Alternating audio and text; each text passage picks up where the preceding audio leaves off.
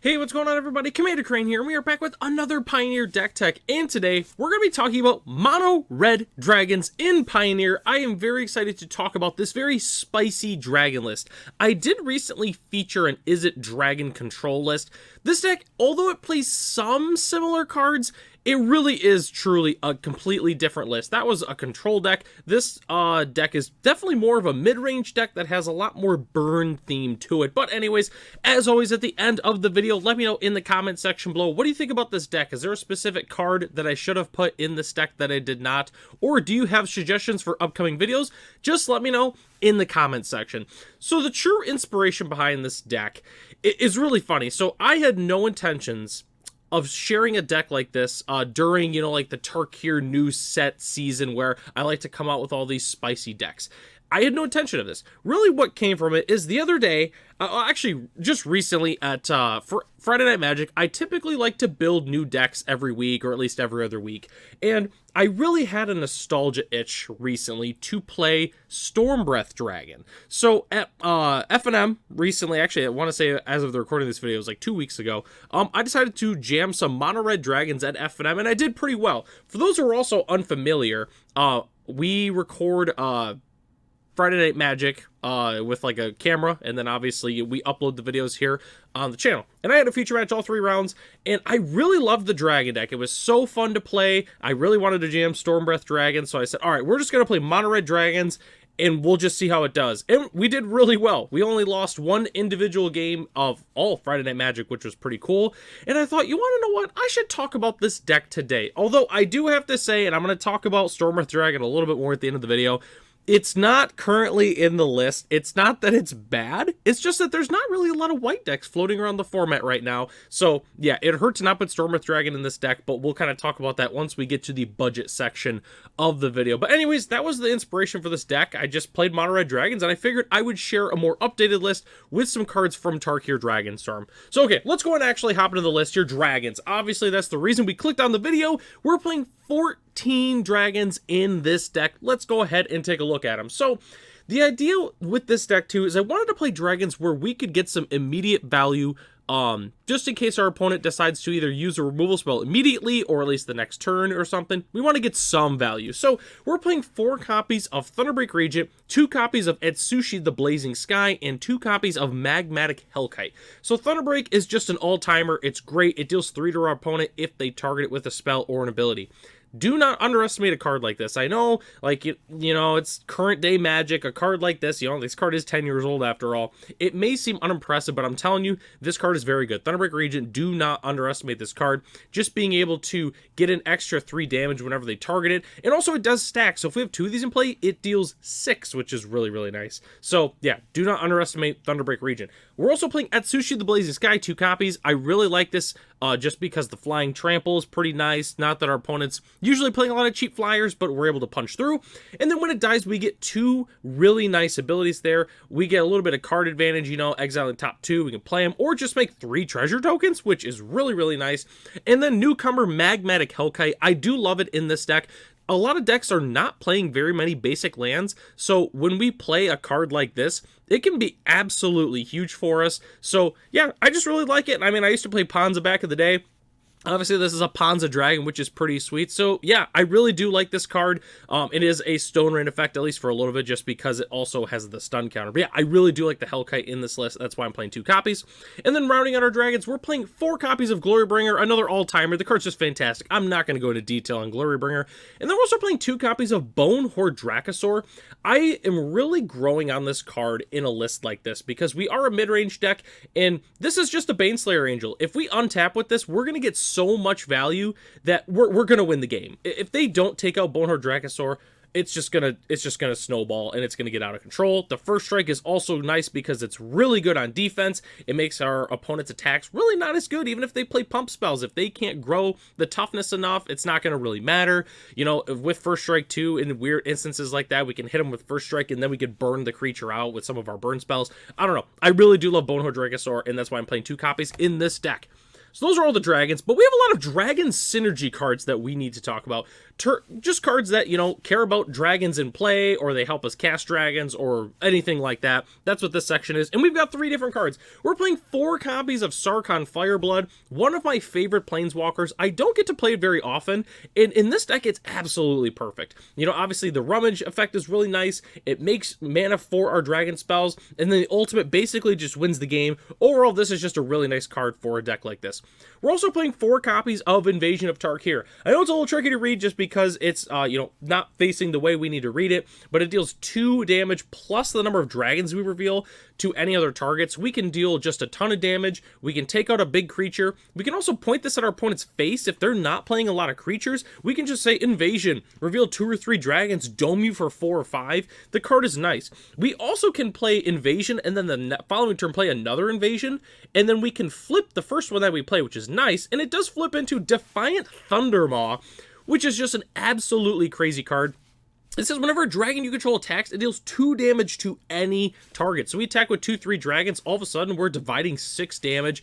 It's just absolutely crazy. I really do love Invasion of Tarkir. I think it's secretly the best card in the entire deck. And then we're also playing 2 copies of Dragon's Fire. It's just a nice removal spell to have. We could potentially trade up by revealing a card like Boneheart Dracosaur and dealing 5 damage, which is really nice. So yeah, overall, big fan of Dragon's Fire in this deck overall. And then we have a few other cards we have to talk about. It's just other non-creatures. It's really just the rest of the deck. A couple removal spells, as well as another really good card in the deck. But we're playing 4 copies of Burst Lightning. I wanted some early game interaction for a lot of the, like the elf decks and like the really fast aggressive red decks. And I love Burst Lightning just because this is a deck where it's extremely possible that we're going to kick it. So I really like having that flexibility instead of just playing a card like Torch the Tower. We're also playing 3 copies of Nahiri's Warcrafting. I want to kind of talk about this later in the tips and strategy section, but this card is nice because it does give us a little bit of card advantage if we do deal some extra damage, because if we don't have to deal 5 to it necessarily, it can be nice. It's also good at taking out Shieldred. Also really good with a specific battle that we're playing in the deck that we're going to talk about later. And then 4 copies of Fable of the Mirrorbreaker, because guess what? We're playing a red mid-range deck. Of course we're going to play Fable of the Mirrorbreaker. Card's crazy. It's one of the best cards in the entire format, and that's why we're playing it in our deck. So that's the entire main board, except for our lands, which we're playing 25 lands technically. Technically, we're playing 25, and that's because we're playing 2 copies of Spikefield Hazard. We want to be hitting our land drops in this deck, so that's why I wanted to make sure we're playing a few extra, but have a little bit of flexibility, obviously, with the Spikefield Hazards. Again, it's another, it's nice because we can play as the tap land, but we can also like pick off like an elf or like a Heartfire hero or something like that early, so I really do like the flexibility that we get with Spikefield Hazard. We're also playing 4 copies of Ramunap Ruins. Again, it's just something extra to do. I can't tell you how many times that I've activated this just to be able to do an extra few points of damage and get the game over with. As a matter of fact, actually, in the one feature match, that was how I did lethal in game 2, was by activating the Ramunap Ruins. So it's just really nice. Occasionally, we're going to take some damage from this. Sometimes you'll get your opening hand, and you got like 2 of them, and there are only red sources. But that's not going to happen a lot, and that's why I do like Ramunap Ruins in this deck. We're also playing just 1 copy of Cavernous Souls, and that's because we're playing a bunch of different colorless lands, and I didn't want to play like too many, but I knew that we had to play at least 1 copy of Cavernous Souls. But we're also playing 1 copy of Haven of the Spirit Dragon. I love this for multiple reasons. Our dragons die, our opponent makes us discard them, or we even discard them ourselves with cards like Sarkhan or Fable, and then we could potentially buy them back, which is pretty sweet. So yeah, overall, pretty happy with Haven of the Spirit Dragon in this deck. We're also playing 3 copies of Mutavault. The main reason we're playing Mutavault is, well, I guess 1 is because the card is awesome, but 2, it works extremely well with Invasion of Tarkir, because it is a dragon after all. So if we do get a Defiant Thundermaw, and then we get frisky with the Mutavaults, it's going to help us get a ton of triggers with Defiant Thundermaw. So yeah, that's really the main reason we're playing Mutavault in this deck. It's just also fantastic. And then we're playing 14 basic mountains in this deck, which I know what you're thinking, like, what? Why are we not playing more utility lands? Like, we don't have to play just 14 basic mountains in our deck. You're going to find out why we're playing 14 basic mountains, and it's also part of the reason I decided to go mono red with this deck. It's a specific card in the sideboard that I can't really put in the main, which we're going to talk about in a minute, because guess what? Now we're talking about the sideboard. I always love to give the disclaimer. Your sideboard might look different than mine. This is just based off of a combination of cards that I like if I'm playing on Magic Arena, as well as, you know, like my local paper metagame. So my sideboard might look different than yours, and that's totally fine. Feel free to go ahead and switch up the sideboard if you'd like to. But we are playing one copy of Grafdigger's Cage. I love this against a number of different decks. Most commonly like the Collected Company decks, as well as card decks like Is It Phoenix or Reanimator, trying to bring back all those pesky creatures from the graveyard or trying to cheat them into play. I always love Grafdigger's Cage in those matchups. Damping Sphere is great against a number of different decks, all the Spellslinger decks, Lotus Combo, Nykthos. It's just great against all of them. 2 copies of Unlicensed Hearths, good against all the different graveyard decks. I've started to grow on this card a little bit more than cards like Soul Guide Lantern, just because the option to crew is definitely really, really nice, and it just gets gigantic after all. We are also playing 3 copies of Rampaging Ferocidon. I've always loved this card in the sideboard. The anti-gain life tech is just absolutely fantastic, and it also hates on all of the different go-wide decks. We're also playing 3 copies of Burning Earth. Oh my goodness, I love Burning Earth. That's the reason why we're playing all those basic lands. This card's absolutely incredible. Again, I love to reference the feature matches that I had. I was playing against Jeskai Goggles, and I won the game because I played a Burning Earth, and they had no basic lands. So at that point, it's like, okay, you're going to take so much damage from all of your lands, and that's why this card can be absolutely incredible. I'm really surprised also that it's $4 a piece. I was shocked to see that. This card was like a bargain bin card for so long, but it's never received a reprint, so that's actually why it's $4 a piece, which I was a little bit surprised by that. But then rounding out our sideboard, we are playing 2 copies of Slagstorm, just because I love the modal board wipes. You know, like Anger of the Gods is nice, but it's very rare that we ever have to truly exile a graveyard. So being able to throw this at our opponent or just deal 3 damage to each creature is fantastic. And then we're also playing 2 copies of Bolt Bend.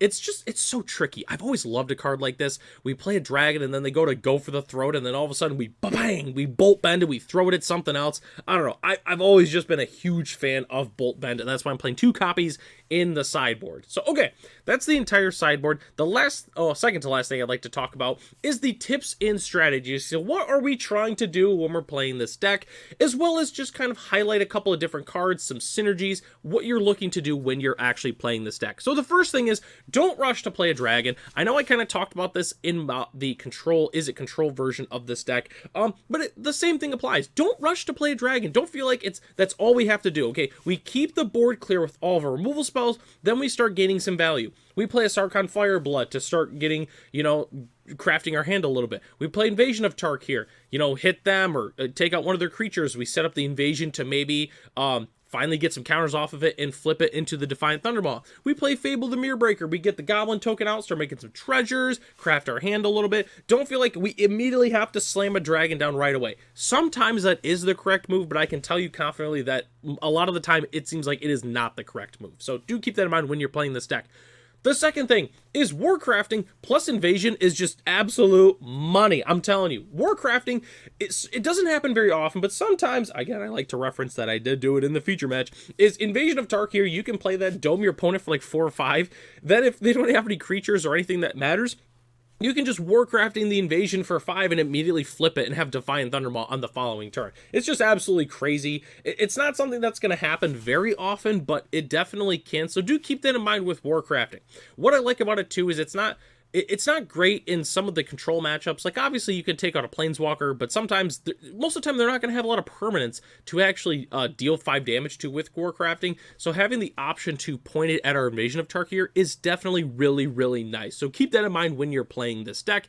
And then the last thing I got to talk about is Burning Earth is amazing. The card is just awesome. It's half the reason I wanted to go mono red dragons. Just having this option with Burning Earth, it's so good. I can't tell you how many games I've won with Burning Earth in the past.